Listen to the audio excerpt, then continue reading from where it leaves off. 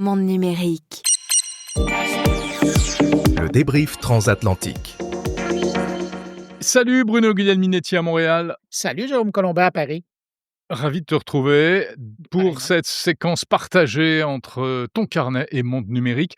Bruno, il faut qu'on parle d'intelligence artificielle cette semaine, c'est pas très original, mais de droit d'auteur aussi, et tu as suivi ça de très près. Oui, cette semaine, on a été gâtés. Il y a Perplexity et Anthropic qui étaient dans le viseur sur le sujet. D'une part, il y a la BBC qui a menacé de poursuivre Perplexity parce que Perplexity fait usage de son contenu sans autorisation. Oh le vilain.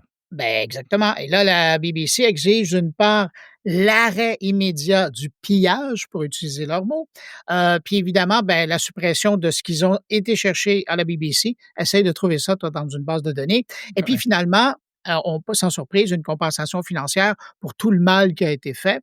Question que les autres ne fassent pas la même chose. Alors, on veut marquer un pas, mais de l'autre côté, de plus en plus, ce qu'on est en train de voir dans ce domaine-là, c'est des ententes, des licences Ouais. qui sont prises, notamment certains joueurs maintenant de IA ont des ententes avec des joueurs français. C'est pas encore arrivé trop ici. Du côté du ChatGPT Canada, mais ça se fait. avait trouvé un accord, je crois, avec le New York Times, après Ouais, avoir eu un avec bras Le de Monde fer, aussi, si je me et puis trompe avec pas. Le Monde en France, Ouais. exactement, voilà. Ouais, avec Ouais. Le Monde qui a d'ailleurs été très contesté en France parce qu'ils ont joué solo, ils ont joué perso Le Monde, et donc les autres médias étaient pas contents. Ouais, Enfin bref. écoutez, la semaine dernière, on parlait de TF1 qui jouait avec Netflix. Regarde, on va Ah pas bah, commencer à... c'est le privilège des poids lourds, hein, Oui, et mais c'est des la leaders, brèche qui est ouverte. Et là, bien maintenant, sûr. on va les voir passer un après l'autre. Ouais. Donc c'est Si, et sinon, oui, mais je pense que c'est ça dont tu voulais parler. Alors Perplexity qui se fait taper sur les doigts, d'accord, mais en revanche Anthropic, lui, a réussi à obtenir gain de cause à l'inverse. ouais, oui et non. Ah. C'est le genre de réponse d'avocat là, que je ne suis pas, je le mentionne. Mais, et puis c'est un procès, là, ça fait longtemps que ça dure. Moi, déjà l'été dernier, j'en parlais, donc ça fait une bonne année que ça roule. Mais donc en Californie, il y a un tribunal fédéral de San Francisco qui a dit: «Bon, écoutez, l'utilisation qu'Anthropic a fait en utilisant des livres qui avaient déjà été publiés pour apprendre à son IA, ce que c'est essentiellement, c'est du fair use parce que, c'est transformatif. On prend une information puis c'est pour aller plus loin». Alors ça, c'est une chose et puis Alors attends, évidemment mais le fair use, faut dire un peu ce que c'est, parce que c'est une notion, américaine ça, hein? oui, tout à fait, ça existe qu'aux États-Unis et c'est l'idée d'utiliser quelque chose dont on ne détient pas les droits pour être, un ajout à une création qui est autre. Ouais, Si je c'est un usage, simplifie. considéré comme juste, en fait. C'est une espèce Exactement. de tolérance, une espèce qu'on accorde parce que c'est finalement pour un bénéfice, collectif. Et le mot tolérance est important dans ce que tu dis. Mais là, l'affaire, c'est que donc ça, il y a les gens d'Anthropic étaient très heureux, mais le problème, c'est que, ils ont fait ce travail-là sur 7 millions de livres et où ils les ont pris ces livres-là? Mmh. Sur des sites, qui offrent des livres piratés. Oh! Ah, c'est là où je juge. Mais Si le verdict est ça intéressant au aussi, c'est début, vilain. oui, alors méchant revirement et là, ils ont dit: «Écoutez, alors pour le premier volet, vous aviez le droit de l'utiliser, OK. mais là, la Sur le source de la principe, on est d'accord, ouais, mais la mais source d'approvisionnement, ça fonctionne pas». il fallait pas faire comme ça.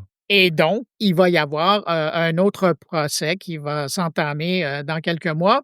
Mais l'idée là-dedans, puis je le rappelle, hein, c'est 3 auteurs qui avaient mis, à mal Anthropic de prouver la source de son information et donc, voilà, c'est là, c'est fait. Alors, ils arrivent, c'est mi-figue, mi-raisin comme, jugement pour eux.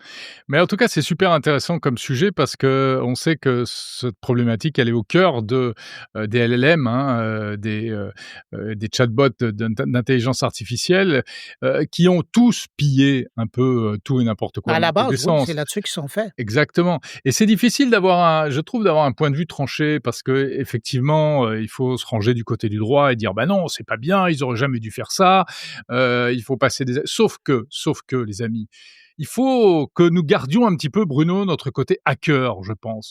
Non, mais c'est vrai, Oui. on doit pas, c'est pas parce qu'on vieillit qu'on doit, avoir oublié un peu notre côté hacker, qu'on a Non, quand mais on est fan de et la numérique. et la connaissance universelle, elle appartient à qui? Non, mais alors ça, oui, ça c'est, Ah non, ça non, c'est un non. ah non, Ah non, non. non, mais c'est pas Non, non. pareil. Non, je suis pas Ah oui, d'accord. non, non. Non, mais attends, la connaissance universelle, si c'est le fruit de gens qui ont travaillé pour faire de l'information derrière, des journalistes, Mais qui des s'est écrivains, passé des de siècle en encyclopédistes. siècle.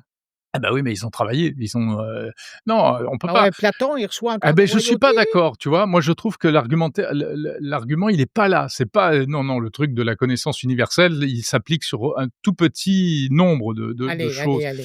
En revanche, Oui, moi, je revendique le droit au piratage, qui est indéfendable parce qu'il est illégal, je suis d'accord, et il faut qu'à un moment, on leur tape sur les doigts.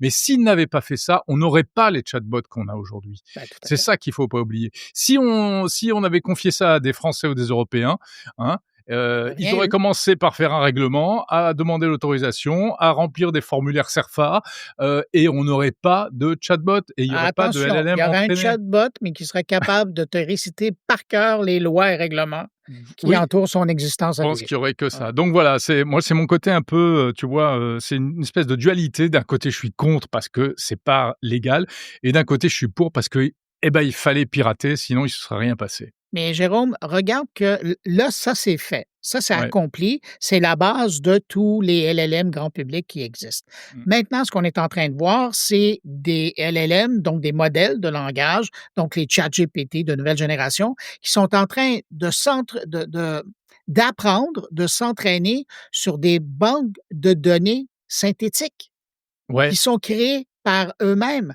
Et c'est ça que moi, je trouve plus affolant. Alors, c'est c'est une IA qui va se référer à elle-même à elle-même. pour arriver à apprendre quelque chose, puis par la suite te servir ça à toi l'humain. Ah ben ça, moi, c'est le premier raisonnement que je me suis fait quand j'ai découvert le fonctionnement des LLM. Je me souviens, j'avais interviewé je sais plus qui me parlait de ça et je lui ai dit: «Mais attendez, ça veut dire les IA vont produire du contenu, ça va être exponentiel, ça va inonder le web et demain l'IA va se nourrir avec le contenu qu'elle a elle-même Mais oui, vomi, en fait». oui, oui, Mais on sait qu'il y a des limites à ça parce qu'il y a des études qui ont montré que, quand elles font avec les ça, images notamment. voilà, Hein? notamment les images, il y a des distorsions et à la fin, ça devient absolument n'importe quoi, hein. Ouais, sauf qu'entre-temps, moi, je regarde, puis je la raconte souvent quand je fais des conférences, et c'est l'idée que moi, le problème que j'ai avec ça, c'est qu'aujourd'hui, l'information qu'elle nous amène, c'est à partir de la fameuse connaissance universelle. Mais un jour, pas si lointain, à un moment donné, l'IA ayant fait son tri, pour pas mentionner ChatGPT, Claude ou les autres, l'IA est déjà ayant déjà fait son tri à travers toute cette connaissance pour nous offrir l'essentiel moelle, mais Mmh. qu'est-ce qui va arriver? Dans 2 ans, dans 3 ans, elle va pas se faire chier à aller voir, qu'est-ce qui s'est écrit à un moment donné, à l'époque, sur tel sujet. Non, non, non, je me souviens, le mois dernier, j'avais déjà résumé tout ça et c'était ça. Ouais et donc tu as pas besoin de la source quoi, en fait, Non, de ben, de de il y a pas l'origine. besoin de la source, mais Ouais. t'imagines? Là, on Il y est aura la habitué. Joconde et on s'intéressera même pas de savoir de quand elle date, qui l'a faite, on C'était s'en une fout. jeune femme sur une peinture, à un moment donné, Voilà, qui était là, puis ça a été fait. Mais c'est ça, donc il y a toute cette perte c'est de horrible. connaissance. Non, mais c'est le vrai et donc il y a toute cette perte toute cette connaissance, champ gauche, champ droit, qui va être perdue si on fait pas attention. Non, mais bon, là, effectivement, moi, je pense qu'on s'arrêtera avant.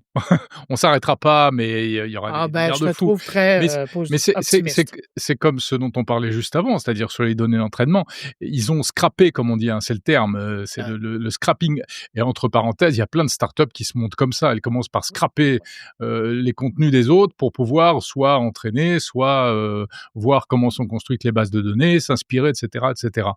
C'est un truc qui est assez répandu. Encore une fois, je dis pas que c'est bien, mais si on le faisait pas, la technologie n'avancerait pas.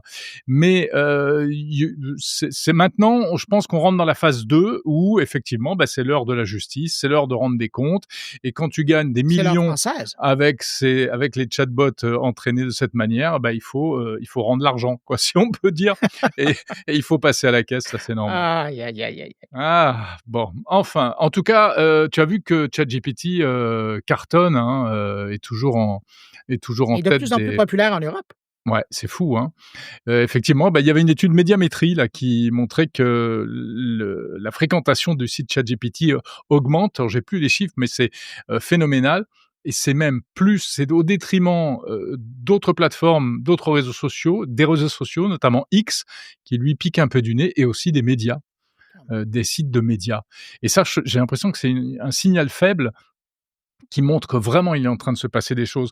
Moi, j'ai posté une petite vidéo cette semaine, je me suis amusé. En fait, je montrais comment, je, recueillais de l'information sur ChatGPT. En fait, j'ai tout simplement demandé à ChatGPT, en plus en mode vocal, de me dire quelles sont les news aujourd'hui Donc, il me donne 2-3 news et puis après, je discute avec lui. Je dis: «Ah ouais, tiens, à propos de l'Iran et Israël, alors est-ce que ça veut dire ça? Quelles sont les réactions dans le monde?» et cetera et Mais c'est c'est comme si tu magique. parlais avec le lecteur de nouvelles. Exactement. C'est-à-dire qu'au lieu Wow! d'écouter bêtement le présentateur de radio, tu discutes avec lui. Moi, j'aime pas le sport, je peux lui dire: «Tais-toi, parle-moi d'autre chose».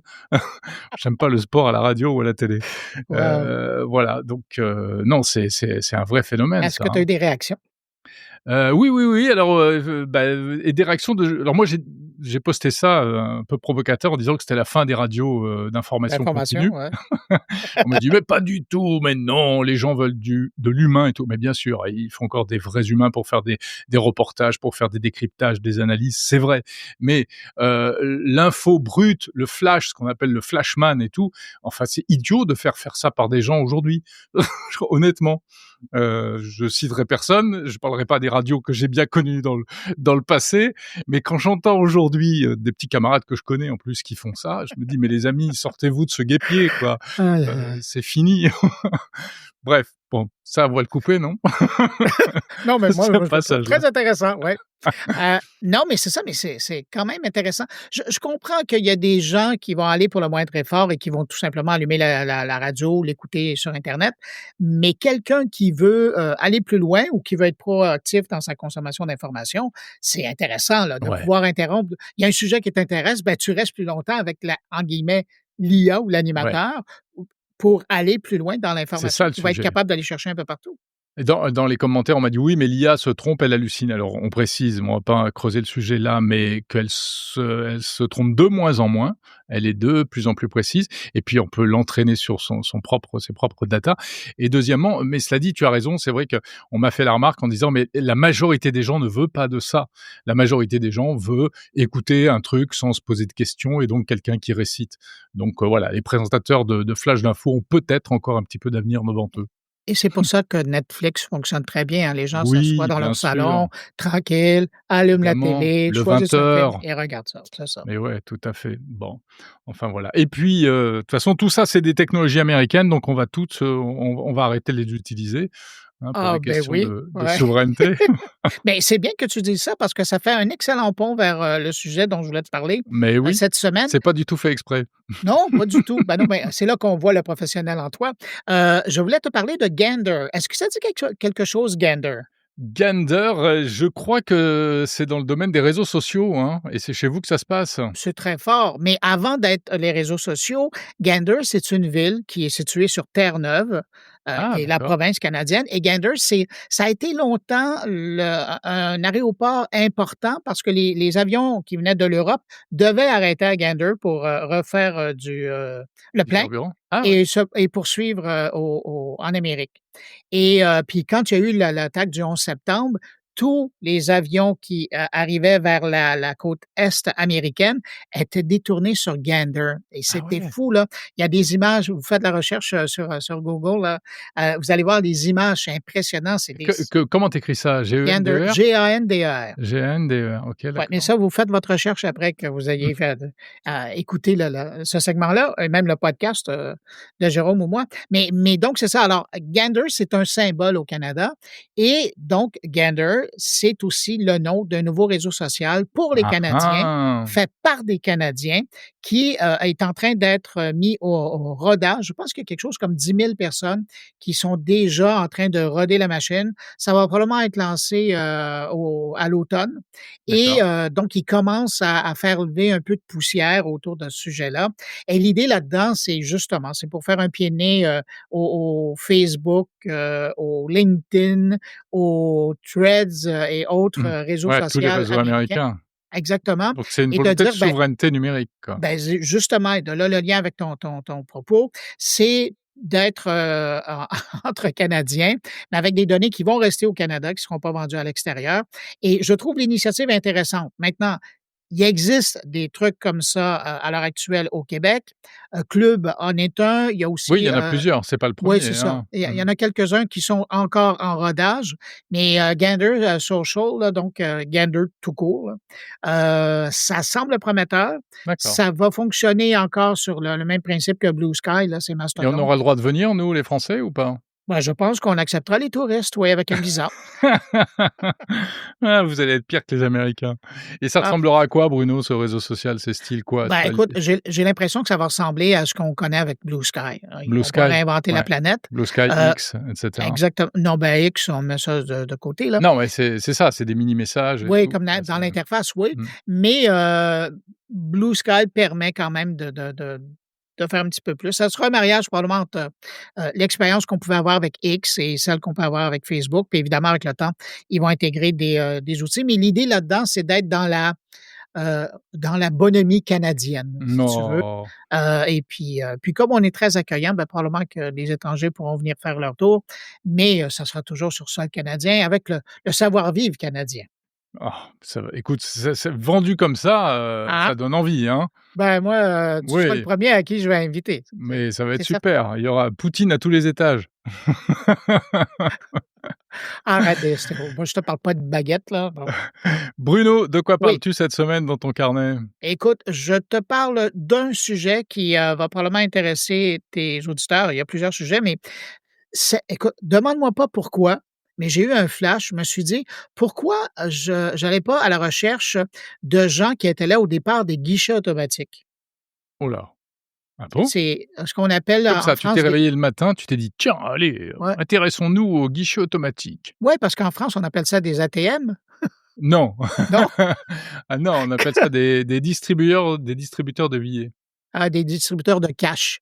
de Ah, c'est comme ça qu'on les cash, appelle en France, ouais. cash machine, ouais. Mais donc, alors je me suis tourné du côté des gens de chez Desjardins, qui est une institution, je dirais pas millénaire parce Ouais, qu'il faut pas exagérer, même moi je mais connais. bon, tu vois, même toi, tu connais, juste te dire.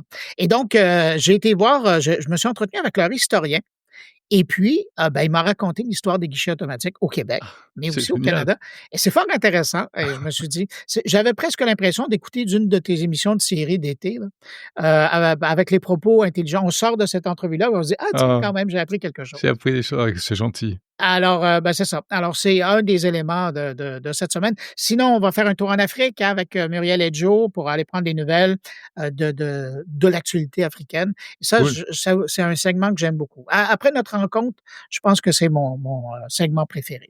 Ah Ouais. bah, écoute, je te comprends. Et toi, qu'est-ce que tu fais cette semaine? Tu te la coules douce? Moi, je prépare l'été et pour l'été, je m'intéresse aux lunettes. Les lunettes, on en parle dans le grand débrief d'ailleurs avec François Sorel, hein, Si cette vous n'avez semaine. pas écouté, Si, c'est à écouter, ouais. voilà et donc je suis allé essayer les lunettes, de Snap, les Spectacles, la toute dernière version et je suis allé discuter, des versions qui vont arriver et puis de la stratégie de Snap et j'ai trouvé que ces lunettes étaient vachement intéressantes parce que la qualité est vraiment au rendez-vous. C'est pas encore vraiment des lunettes qu'on pourrait porter tous les jours, mais en Est-ce revanche, que c'est comparé à Ray-Ban? non, parce que c'est «mieux» entre guillemets, c'est de la réalité Oh, augmentée. C'est de la OK. réa c'est imagine HoloLens mais en modèle réduit, c'est-à-dire Ouais, beaucoup plus il est trop léger tard et pour plus toi, mais si efficace. tu as de l'argent à investir, tu Ouais. vas vers la Snap ou tu vas avec, Ray-Ban?